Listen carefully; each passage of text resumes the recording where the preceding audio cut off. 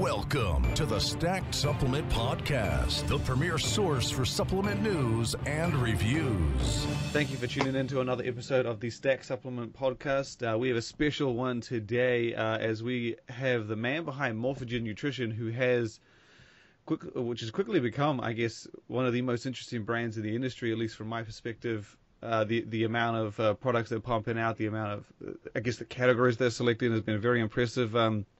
So with us today we have Ben Hartman. Thank you for joining us. Oh yeah, thanks for having me.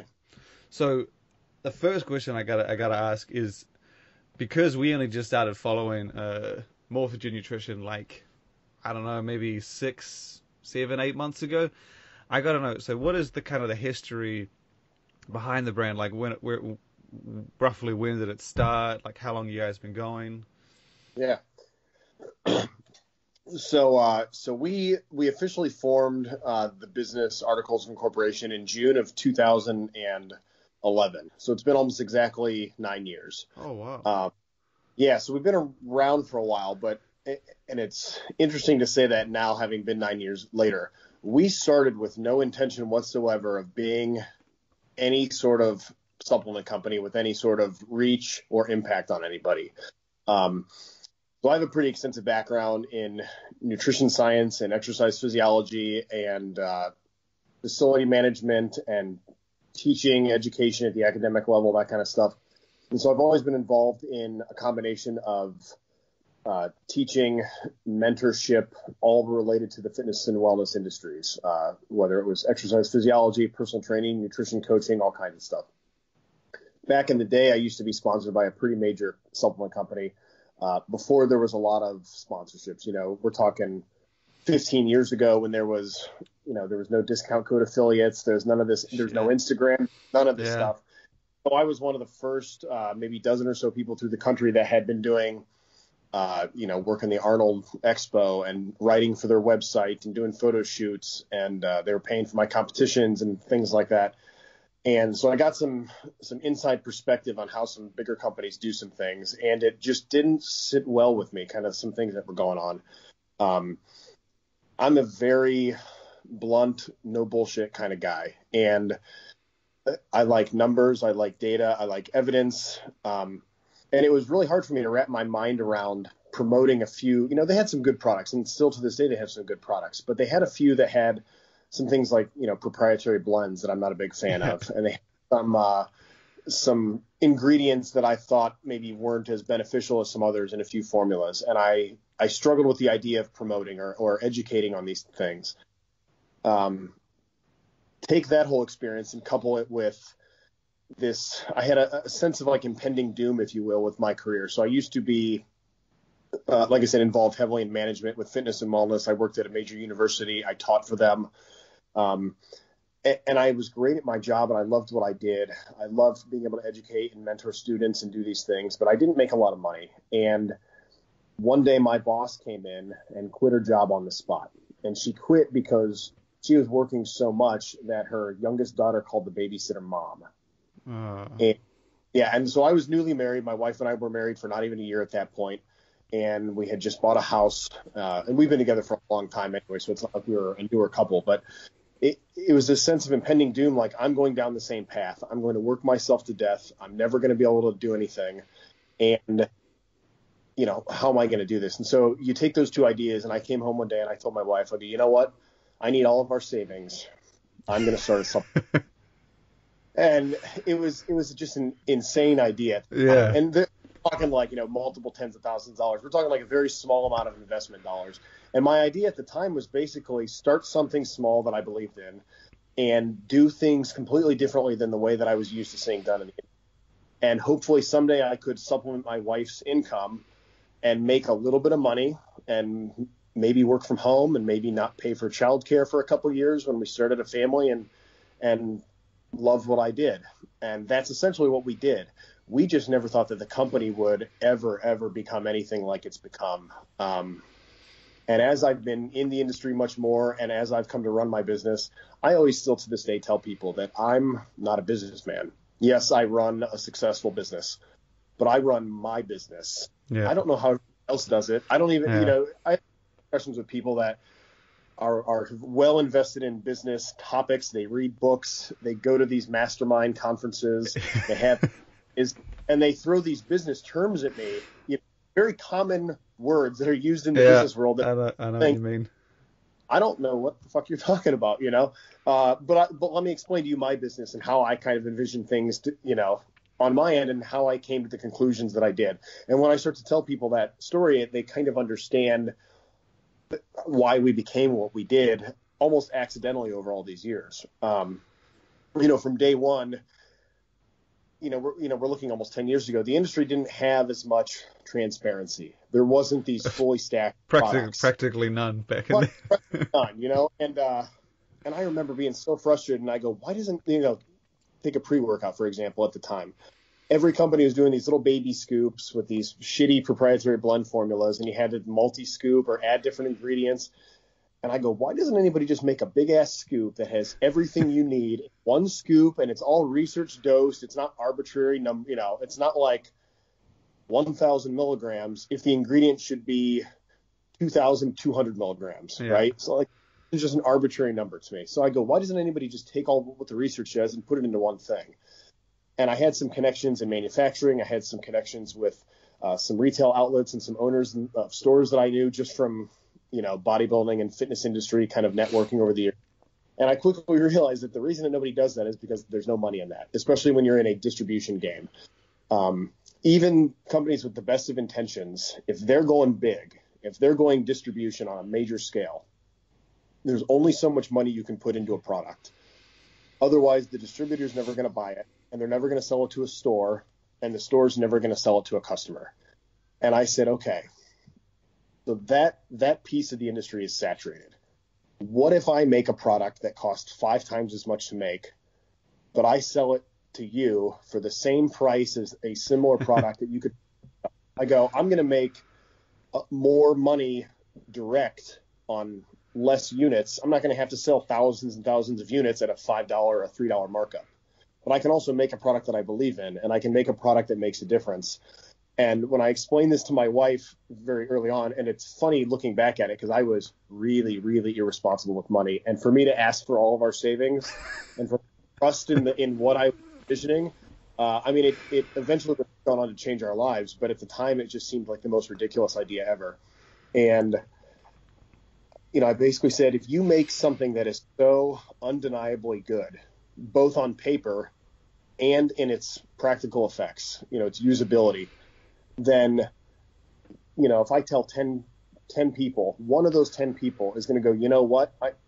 Everything you're saying makes sense. It's very logical and it's very evidence-based, and I'm going to try it, and I like it. I'm going to buy it. And then they're going to go tell 10 people. And then one of those people is going to buy. And I go, eventually a good product is going to sell itself, even on a small, I'm talking like a local level, like in my little gym scene in my, the city that we're from. That's what I was kind of picturing is, 50 or 100 people in the few gyms that I was, a part of that would all catch on and everybody would use our pre-workout. And that's what I wanted to happen. And so initially we had kind of like a 6-month, we'll buy a batch of this product. Let's handle all the distribution to the customers, whether it's in person or off of a really rudimentary website. And if we can break even in 6 months, we'll go to the next step and see what happens. And we sold out of all that product in the first 2 weeks or so. Wow. Word of mouth. And I said, okay. So then I bought a slightly bigger batch and it came in, and then that sold out in 2 weeks. And I said, okay, now I'm going to need a bigger batch and maybe a second flavor. And that sold out in a month. And then we literally from day one, if you look at the way our growth has gone, we've doubled, a little bit more than doubled every single year for the first 8 years. Shit. Almost exactly. And that's without any really focused advertising campaigns, analytics on social media, because I'm not that person. And every time that the business people go, what about SEO? What about Google Analytics? What about who's your main demographic, and what time do people check your Instagram posts? And I go, I have no idea. And they go, what do you mean? Well, you don't know any of that information. I go, and I know that I need to eventually. And every time I think that eventually it's now, and I'm like, maybe I should look into this stuff and learn this, we spike again. And I still know to this day that it's coming. I know that it's coming, and I'm on the back end, we're getting some things ready for this, but the products have done that for us to the point that I haven't had to resort to those sorts of things, which is very non-traditional in most industries, but especially this industry. In this industry, it's common. People start their business with a team of people and a huge amount of capital investment dollars, some investment partners, and a full line of product, and they flood it with marketing, and they hope that it catches. And if it does, they're good. We did it the opposite, where we go, let's make one thing, and in every 6 months, let's create one more thing. And that's just kind of been our pace over the last 8 years, and it's grown. It's working. It's grown well, and it's gotten to the point now that we've made better connections with manufacturing, and I've gotten better at doing what I'm doing, and my wife, she's our CFO, and she's gotten much better at making sure that I don't, basically screw the whole thing up on. And we're just getting a lot better at what we do, and I'm a very creative mind anyways, and I can't slow down. I just can't do it. I honestly tell you that its story is, I completely understand. It is, if not identical to mine. Like, Stack started 9 years ago. Like, we didn't know what the fuck we were doing. Someone's like, hey, do you want to do an ad? And I'm like, is that what they do? And they said, yeah, sure. And I was like, how much do they charge? And they said, they gave me an amount. And I was like, okay, I'll put that on there. And then the next person was like, can I have what they have? And that's pretty much, I don't know. Sure. You learn all that stuff, like someone's like, oh, what's your CPM? And I'm like, what the fuck is that? And then, and same here. I had a child 1.5 years ago, and my wife, she's our COO. We refer to her. She does the administration. So it is practically identical in the sense. And I'm just surprised you guys have been building it for like 9 years. It's amazing. Like, and to double at that pace is insane. And honestly, I feel like you came in at a time where direct to consumer wasn't a thing. Like back in the early 2010s, people did it, but MuscleTech only did their direct to consumer side on their side like 2 years ago, 3 years ago. They didn't have one. So it really only started, your concept of direct to consumer was really non-existent as far as I knew back then. It was all through retailers. That's really where you went. Yeah. And it's like the world has caught up to what you were planning to do, basically. It's like, it's been 9 years, and we've effectively had product, because the first several months it was product development, R&D. So we didn't have product on the, I'll say on the shelf. That's just a. Yeah. I see what you mean. We didn't have our first product till probably, I'll say August 1st of that year. So it's probably been 8.5 years of sales. Yeah, but yeah. The first, I'm not kidding. For the first probably 6 years, I know a lot of other supplement company brand owners, both very big and very, very small. I know a lot of store owners that manage franchises, the GNCs. I know mom and pop store owners, manufacturing reps, and every single person goes, well, you shouldn't do this. And you shouldn't do that. They all said that back then. And every time I just kept circling back and saying, yeah, but everybody's doing what they're doing. I have to believe that 1 out of every 1,000 people buy, or even 10,000 people, or even 100,000 people buying all this stuff has to be thinking differently about this. And we're talking about a multi-billion-dollar industry that has done nothing but grow over the last 10 years. And I go, if I can reach 1/100th of 1% of a multi-billion-dollar industry, I'm going to eventually become a 7-figure brand. Yeah. It's just going to take time to find the same people that think the same way in this sea of everything that's out there. And it's not even to say that everything else that's out there is not good or, serving a purpose or helping people. It's not. It literally is just the way that we do things makes sense to me, both as a brand owner as well as somebody who I very much consider myself a consumer. If I were to buy a product, how would I want it to be? If I were to go onto a website, we don't charge shipping and handling for any domestic orders. We never have. We pay for that. A lot of money comes out of our pocket to pay for this. And everybody goes, well, your products are good enough. Your customers would be willing to do that. And I said, yeah, but when I go online to buy something, I'm similar. With a $10 shipping and handling charge, plus a tax fee, plus something else at checkout, it pisses me off. So I don't want to do that to my customer, and I'm just not going to do it.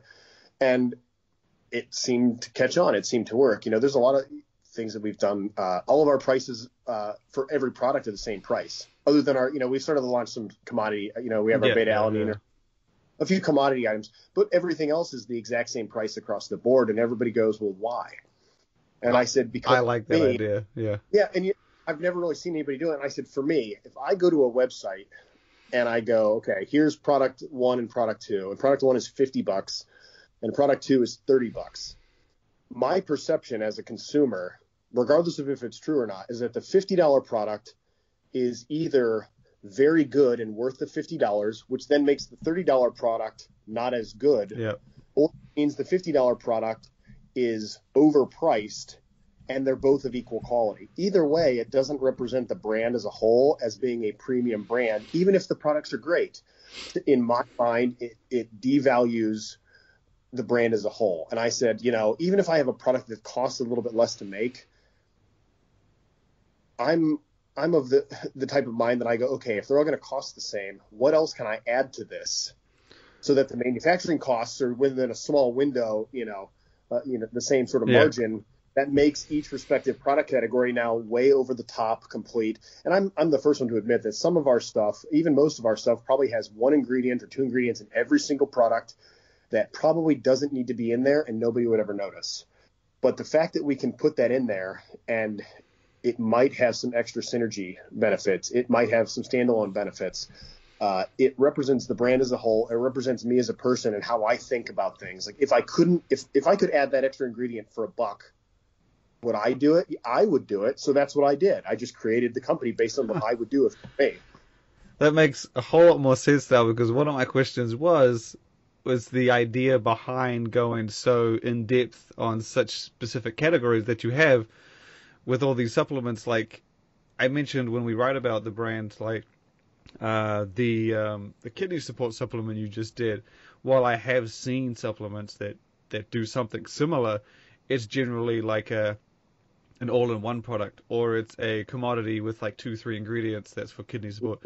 No one does what you do, like just throw in as much as they can to help the main cause, and that cause being so specific.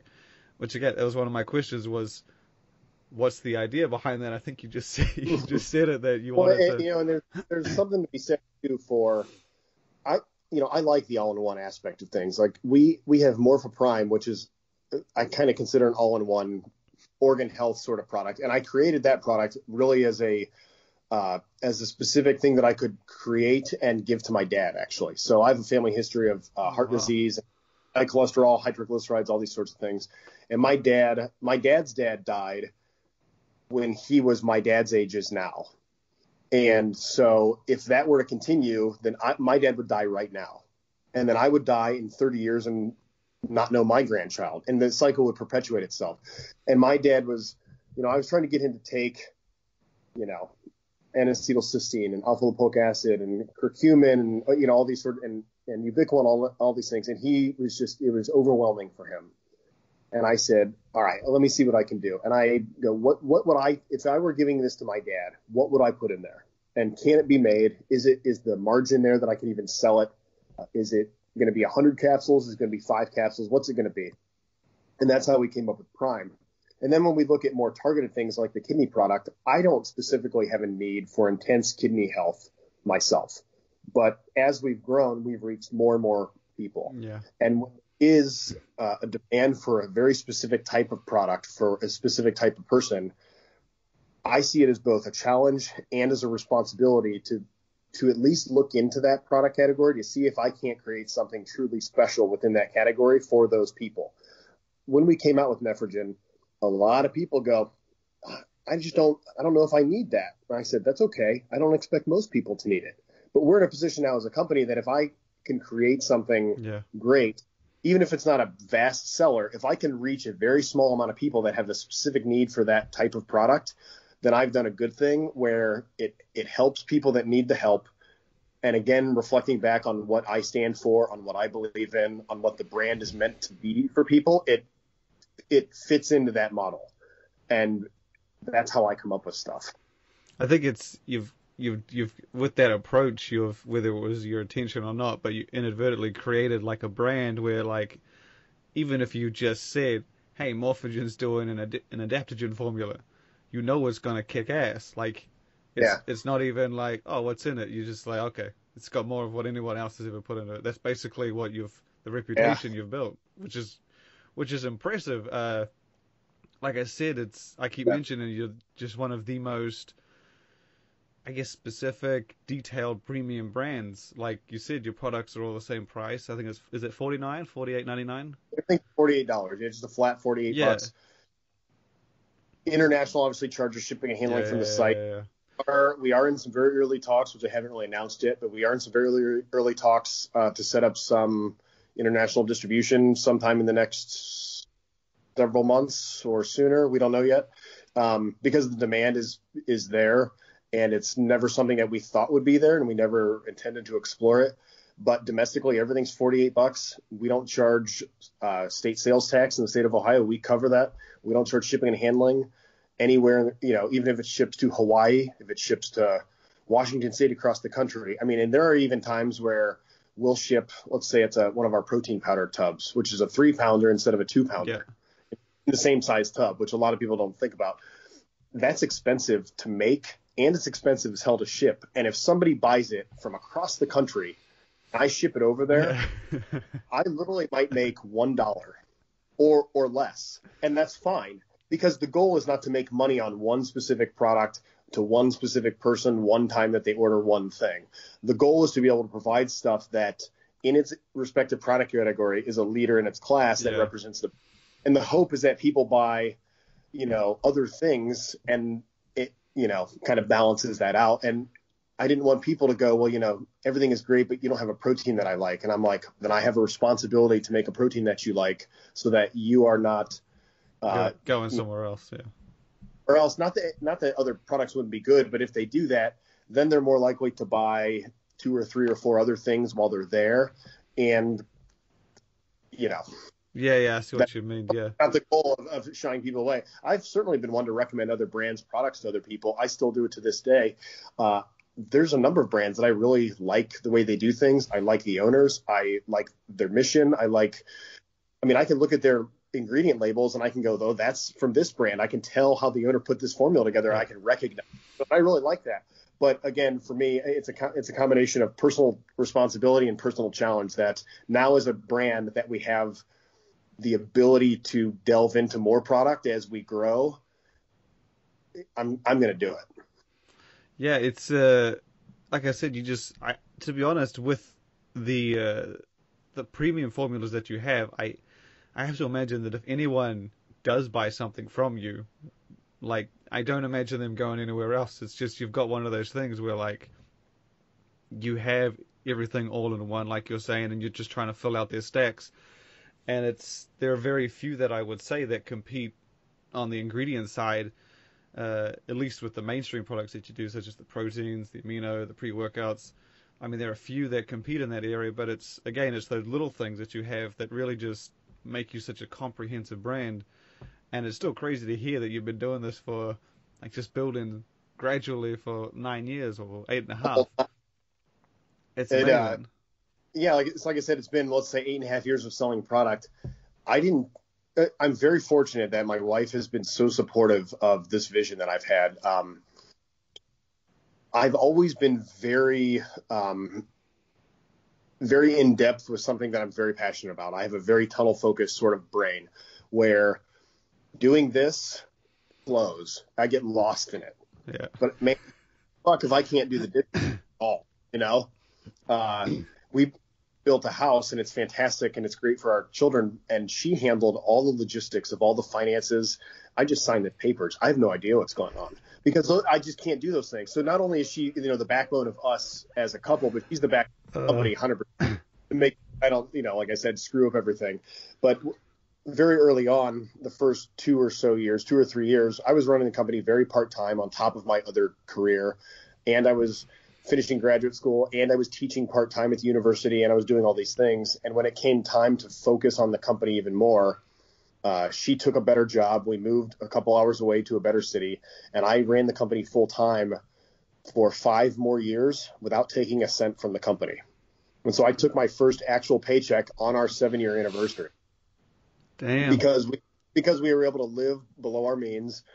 We had 2 children during that time and lived in a very modest 2-bedroom townhouse, well below our budget. And my wife made decent money. And I'm very lucky that I was able to, I always joke that like she was my sugar mama, for all those. She was taking care of me. And now the company's gotten to the point that she quits that role.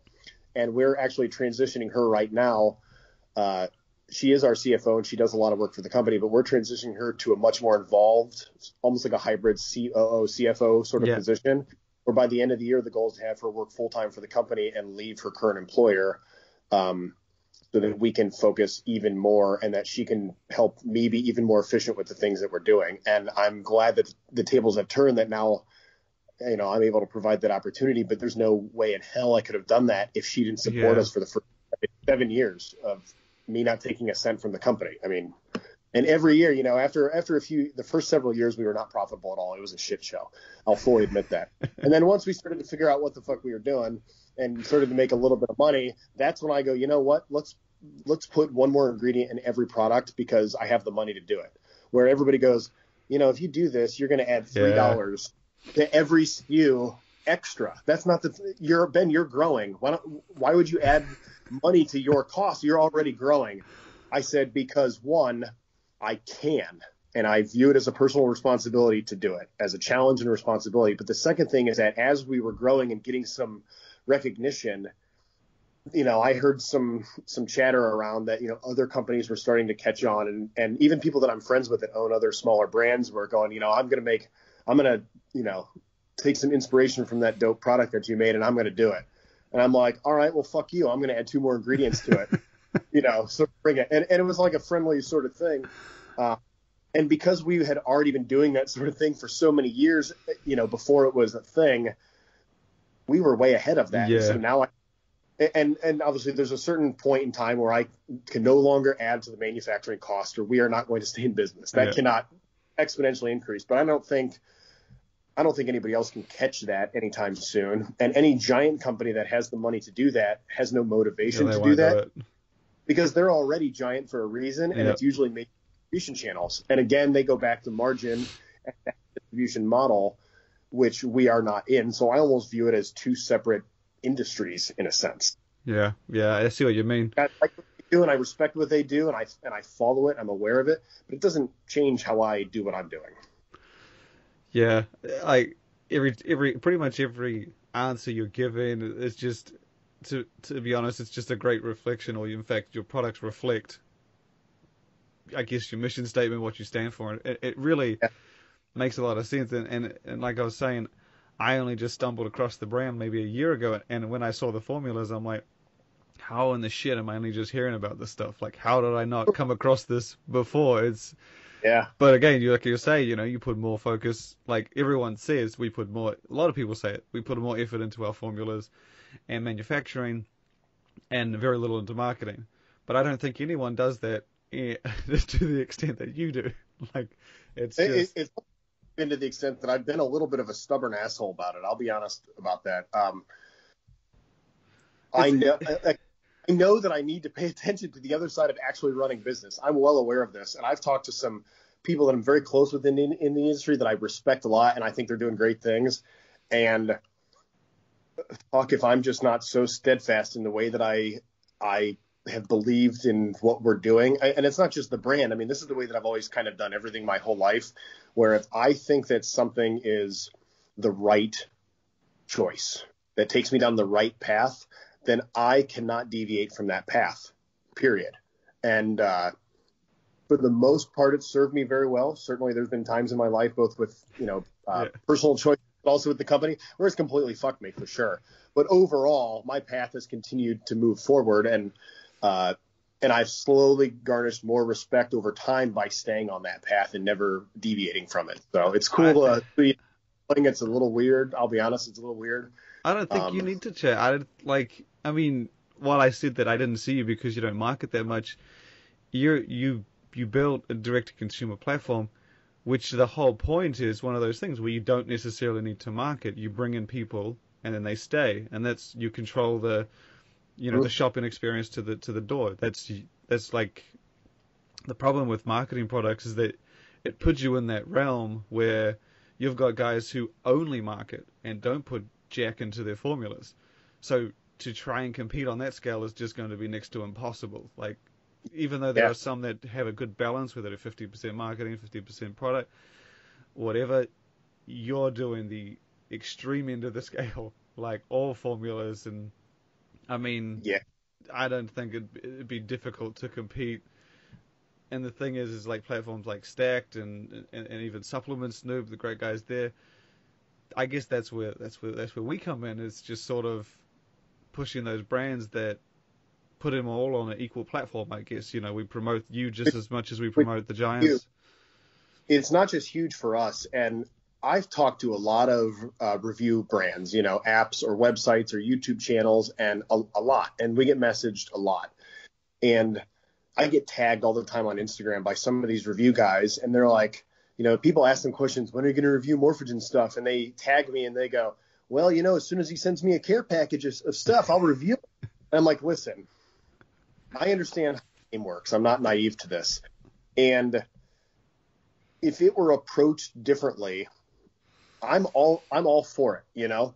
There has to be a genuine feel to it to me. Yeah. And for me to commit to that sort of thing or even take a chance on it. And it's also, and this is very true, because we've been scaling so much consistently every single year without me knowing how to market a company to any, you know, significant degree, it's been very difficult for me to say, okay, I love the fact that you can make mention, but also write designated blogs and articles, which involve much more information, and obviously paying those people for the time to put that information together, to host it on their platform is well worth, you know, I'm not buying a review. I'm paying for the service of sharing the information. And I'm well aware that that's a good thing.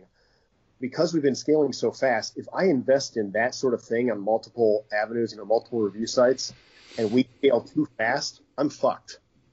And it's not that I'm against doing it. It's a combination of the way that some of these people have approached me as almost like an arrogant sort of like, well, you know, I get 10,000 people a month listening to my shit. You give me 1,000 and I'll share your stuff. And I'm like, well, I've been doubling here and I've never heard of you and you've never asked me anything. You just tagged me on social media as like calling me out, you know, as if I owe them something, as if I have a responsibility to pony up to them because of their following. Yeah. It just doesn't feel genuine to me. It feels very forced. It feels very sort of like strong-armed. You know what I mean? If somebody wants to form a partnership because they believe in what we're doing, fuck yes, let's do this. If somebody wants to strong-arm me into giving them dollars so that they speak well of me, otherwise they won't speak well of me, then they can go fuck off, and I don't give a fuck.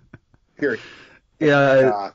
And maybe that's not, from a business perspective, maybe that's the wrong way to do it. No, it is. But that's just how I've always kind of felt about it. And the fact that you guys have taken notice and shared information has been extremely flattering and gives you so much more credibility across the industry. Where, like you mentioned, Supplement Snoop, it's like you guys are at the top of the game because you're not giving positive reviews to company just because they're lining your pockets. Yeah, I mean that's the way that it should be done. That's the way that it should be done. And then if people want extra information to be shared, obviously pay for the service. But true people that are passionate and knowledgeable about the industry that want to share information with the public should be doing it for the right reasons. Yeah, and still monetize their business. I'm a bit like you in that sense. Like, since the start, if I saw a good brand, I saw a cool product, I would share it. That was literally what we did. And if it looks cool, I would go and buy it and review it. That was literally, and that's still how we operate today. And I still tell this to people. They'll send me the information and be like, oh, can you share this? And I'll be like, yeah, sure, let's get it on. Looks interesting. Put it up. And then I said, do you want to review it? And I'm, look, man, the amount of new products that we get these days, like 2-3 a day, I'm like, I have to pick 1 or 2 a week at best. So I leave that up to me and my audience. If they like the look of it, then I'll go buy it. If you send it to me and they like the look of it, maybe I'll review it. So, yeah, and again, it's probably not, like, I could probably make a lot more money if I started charging for reviews. You know what? But you're staying power because you have respect in the industry, because you're doing it for the right reasons. And people can come on strong in this industry with with brands, with reviews, with, any number of things, and they can come on real strong. And it doesn't mean that they're going to have any lasting power. It just doesn't. So it's I think what you're doing is just fine. Like I said, you've gone to this size and the products are that good, and I only just came across it, which is like bad on my part. I guess I should have come across it before, but I expect anybody to find it on their own, just accidentally. Usually you I don't know, you stumble across an ad, like a targeted ad, and I'll be like, that's an interesting brand, or like you see someone share it, and it wasn't until I think it was Supplement Snoop and Lucas from Prometheus who were just like, you should check this brand out, and I'm pretty sure it was one of them did it first, and I'm like, yeah, and I looked at the branding, and I'm like, yeah, like I was gonna take a deeper look later, and then when the second one sent it to me, I was like, okay, this is two good people, I'm missing something. And then I think I had Bob as well. He mentioned it to me, and I was like, fuck, I gotta check this out, and I'm glad I did. But I will ask, you have a mountain of products coming between now and the end of the year. I think we mentioned this several times. As far as I know, it's like more new products than probably every brand bar maybe 5 that I know of. There might be some, like, I don't know of anyone who's planning on doing this amount, at least probably to the complexity that you're going to do it. Of this, it's 8 new products, if I'm entirely new ones. And then the thing is, you don't even when remember. when I put all that on Instagram, I've shared some inside information with some customers that have been with us for a long time.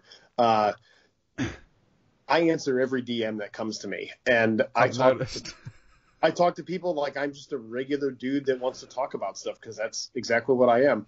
And I've become friends with a lot of our customers over the years just by having these conversations on social media. And sometimes, they're like, hey, man, I know you announced, adaptogens coming. You haven't shared the label. What's a dude got to get a sneak peek? I'm like, here, just don't post it on your page, but here you go. And they're like, oh my God, that's awesome. And I'll have a conversation with them about it, because I want them to be excited. I want their feedback, And so then when they're asking questions about, what do I have coming? I go, fuck, let's just throw a list up here and just, let people know. And I'll be honest, there's maybe 2 products on there that I'm not sure if we're going to be able to bring to market this year, maybe ever.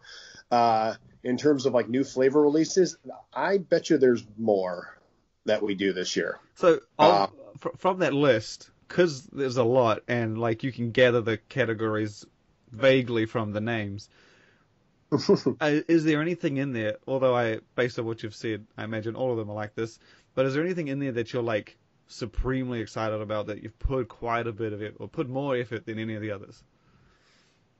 Oh man. Not to like make the other products feel bad, but there's anything that's like, above them, and you're just like, I just can't wait to get this out.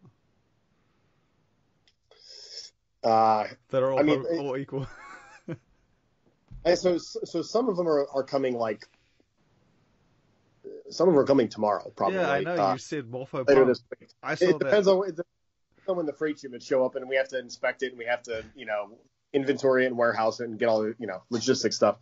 Adaptogen and Morpho Pump are going to be very interesting. I'm very excited about both types of formulas. These are things that I've been thinking about for a long time, that have a multitude of benefits and uses, but they don't fit very neatly into a box of something else. It's like, you could put mushrooms in 5 different types of products, and you could put pump stuff in 5 different types of products.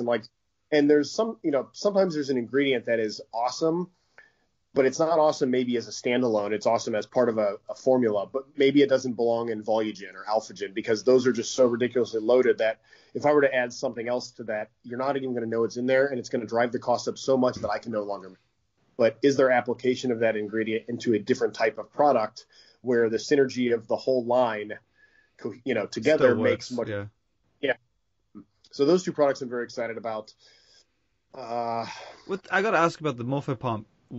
What is the angle on that one? Because, as you mentioned, it's in capsules. Volugen's already loaded. It's in powder. I actually literally spoke about this to another brand a week ago, because they had capsule and powder, and they split it. And they had, their reason was the pathway. They wanted to, tackle pumps from different angles. one capsule, one powder, and you could still stack them together. And obviously one might work better for one person and so on, and you can put them together. What's your idea behind? Because again, it's common to do a pump pre-workout. It's very uncommon to have two, especially separated by capsules and powder. Yep. And I keep getting a lot of questions. Like, people go, which one's better? I'm like, well, they're not. They're different. And, well, which one should I use when? Well, they're not meant to even necessarily be used at the same time. Part of ours was definitely pathway related, where I wanted to explore different aspects of ingredients or different aspects of how you get a pump, how you maintain a pump, the benefits. It's not even so much of like, yes, I would like a pump and I would like in a gym, it's the benefits of blood flow and vascular health. And where does that carry over besides just drinking it pre-workout? Is there some other application to this? Oh. And some people don't like powders, some people don't like pills, and some ingredients have to be in powder because you can't take 20 capsules, right? Yeah. And sometimes it makes no sense to make a drink mix if you can make it a 6-capsule product or a 4-capsule product. So I really like the combination of science in terms of ingredients, pathways, dosages, synergy. I love that. But I also love the artistic side of things, where it's very much, how does it fit into the scope of a person's day? How does it fit into the scope of the brand as offered? When you look at all these benefits, which ones cross over and which ones are separate, and how do you define those products? Somebody could absolutely use Volugen differently than a pre-workout and derive other sorts of benefits from it, but it's not essentially designed for that, and so people aren't going to necessarily use it for that. So if we can create a product that fills those other, holes in a person's day, you know what I mean, and kind of. So it's sort of like, because I don't know if you remember, and I'm going back a while, BSN's Nitrix, like way back, I'm older than you probably think I am. I remember a lot of that stuff. Yeah, like.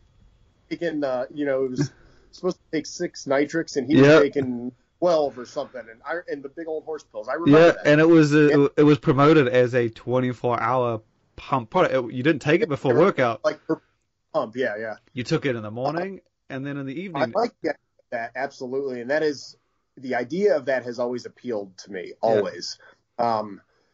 Not from a vanity. Because they promoted those, benefits, blood flow typing of ingredients that have to do with maintaining healthy blood pressure, that have to do with nutrient delivery, with vascular health, with cardiovascular health,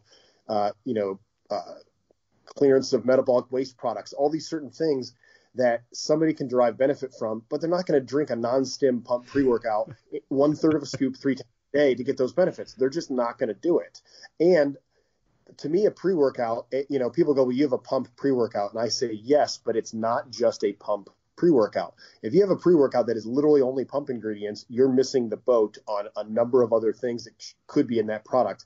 Whereas I look at, and I'm glad the industry is kind of shifting, where it's not really referred to as a pump pre, it's a non-stim pre. Yeah.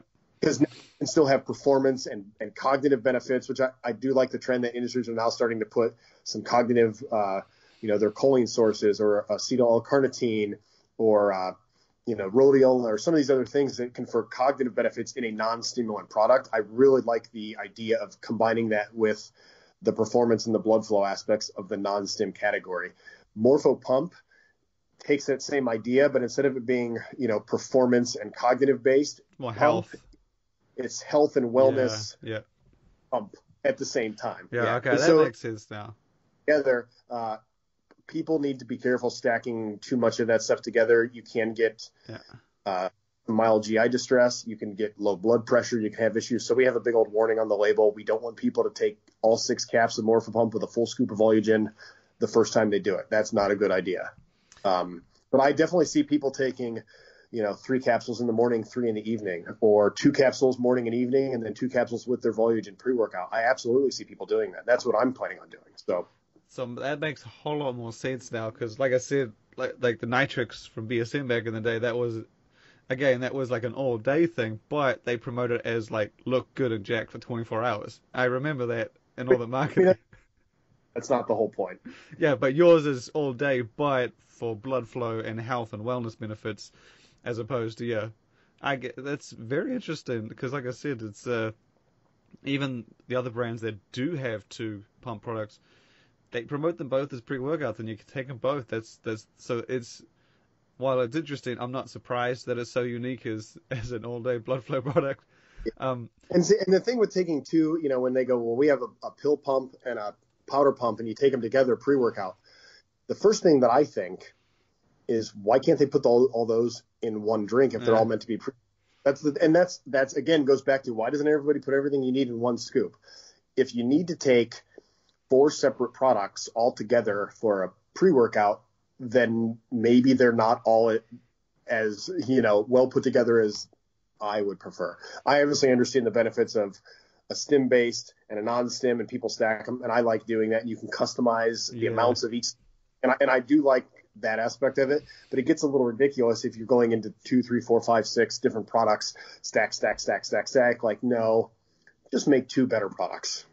So for me, the last question I'll talk, and I'm a big functional foods fan. Like, one of the things we've shared just a mountain of pretty much since, I guess, ProSub started doing the MyBar, and then Muscle Farm put out, like, it was just from then on that everybody got into functional food.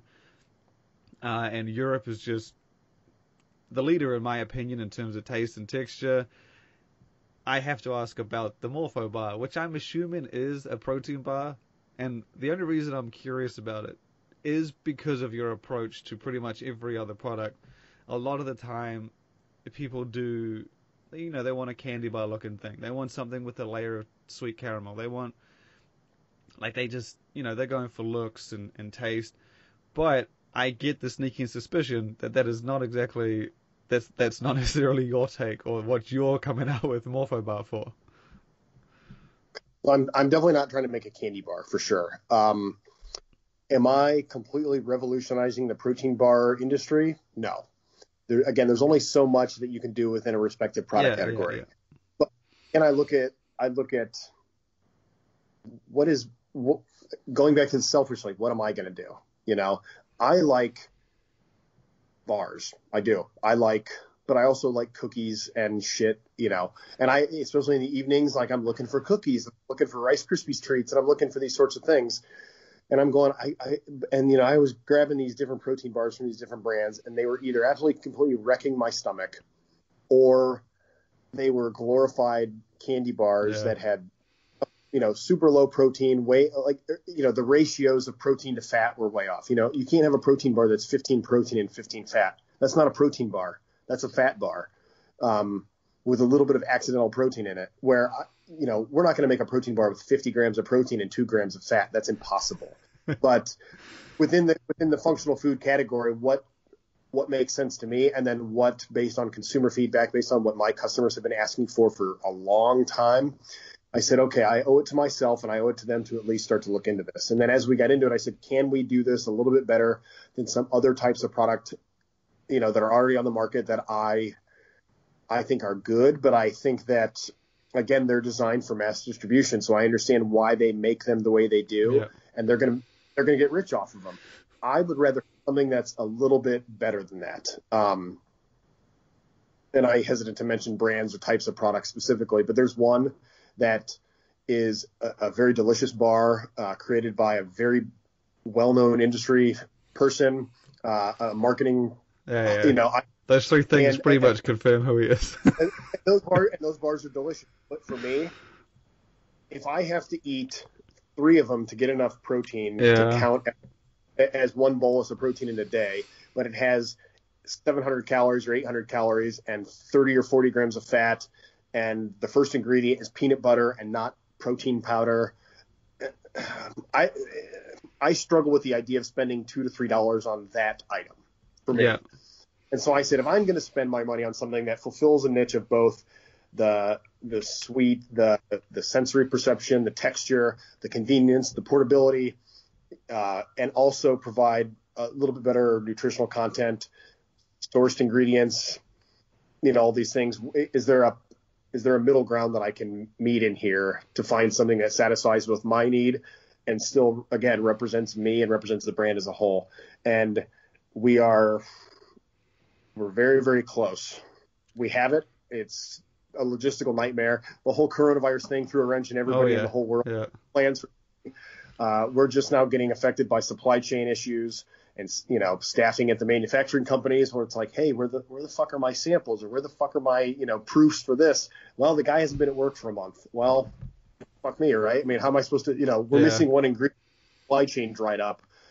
That's happening all over the world where, it's like, why haven't we released this product a month ago? Well, because the never arrived, or the plastic tubs never got made. And that's happening across the industry, and customers don't even realize that that's going on. Yeah, it's I mean, it's probably turned a lot of plans to shit. I think I've noticed with a lot of brands that mentioned things and then didn't mention things. So based on what you're saying, I'm going to take a guess and say it's going to be leaning more towards the nutrition side for Morphobar. Then you're going to be, I mean, the argument you're saying is pretty much, you have to meet the middle, taste versus nutrition, and that's an argument. Well, let me. And yes, you have to meet in the middle, but everybody's middle's different. Yeah. The people that we tested this, so we're releasing one bar to start. We are in the very early phase of working on bars 2 and 3. Those are going to be another 6 months until we can bring them to market. But bar 1 is very close, and the original plan was basically Q2. So we were looking at April 1st, but then coronavirus happened. We postponed every major new project like that, which is why all these things are just now, adaptogen and pump and all these things. Did I lose you? Oh, yeah, no, it's back. Yep. Okay. There was an emergency alert that just came through my phone because he's on fire from the protests that are all over the news. Wow. Yeah, it's a fucking disaster everywhere. But the people that we tested this final version of this bar on said that it truly, from a flavor and a texture standpoint, doesn't compare to anything else that they've ever tried on the market, and it will stand its own ground until somebody else can come along and copy it, essentially. So from a nutritive standpoint, I'm happy with the way that it turned out. Is it the lowest sugar, lowest fat, highest protein bar on the market? Nope. Is it much better than the ones in the similar functional food category? Absolutely it is. And does it taste fucking great? Absolutely it does. For sure it does. Interesting. Yeah, because, I mean, the argument is the same with everybody who makes it, you can... I think the leanest one I've had was 30 grams of protein and 170 calories, 160 calories. So you're getting... That's in the protein bar realm. That's pretty damn low, and that was in the UK. I've seen 2 of them. But... you literally just feel like you're eating, I guess, doughy dust and a little bit of chocolate. When you get that ratio of protein to total calories, there's going to be some concessions made for texture and flavor in terms of the consistency of the bar, because anybody can take protein powder and bake it into a stiff good. It doesn't mean it's a protein bar.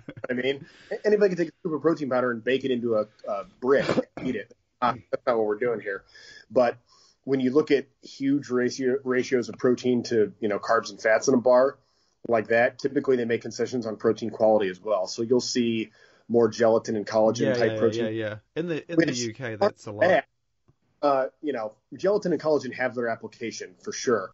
But most consumers don't understand that if 50% or more of the protein in a 30-gram bar, for instance, comes from a collagen or a gelatin, you can't eat that as a muscle-building, preserving, in between meal protein snack or bolus, or even as a standalone meal on its own, because it doesn't have enough essential amino acids, branching amino acids, or leucine, because it's got cheap inferior collagen gelatin. Which great, your fingernails are going to grow more. That's great, but you just took a 30-gram protein bolus and only 10 of it was useful for building muscle. You just wasted that period. You're going to do that every single day. 1/5 of all your meals for the next year.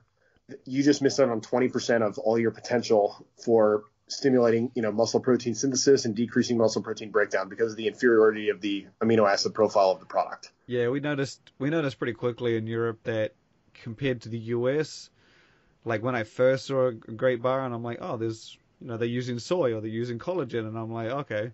And then you just start over there, it's much more common, and it just whereas in the US, it's almost always whey.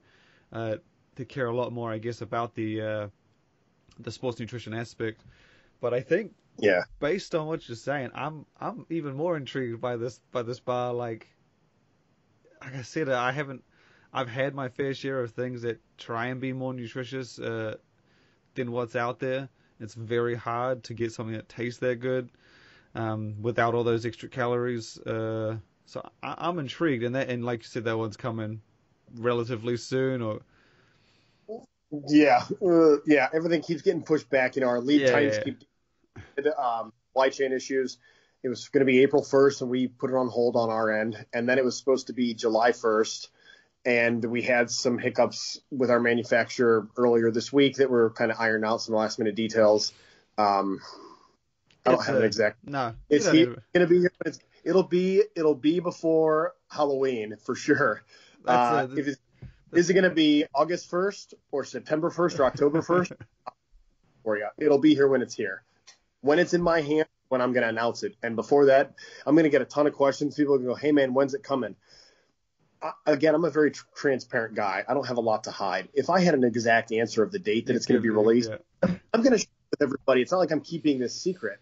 I've given my formulas to customers who've asked me to share it with them just, for the fuck of it, before I've released it to the world. I don't have much to hide. So if I knew it when it's going to be here, I'll let you know. Otherwise, you don't need to ask, because I don't know either. This should be fun. I'm excited to see how that one turns out. Well, we'll leave that as the last question. I thank you for spending the time and taking the interview. So hopefully we'll have you back soon. Yeah, anytime. Absolutely a pleasure, and humbled and honored, and I'm glad that I could be a part of it. And thanks for everything you guys have done. Keep doing the right thing. Keep being unbiased with everything. And let's fucking go. Awesome, man. Thank you.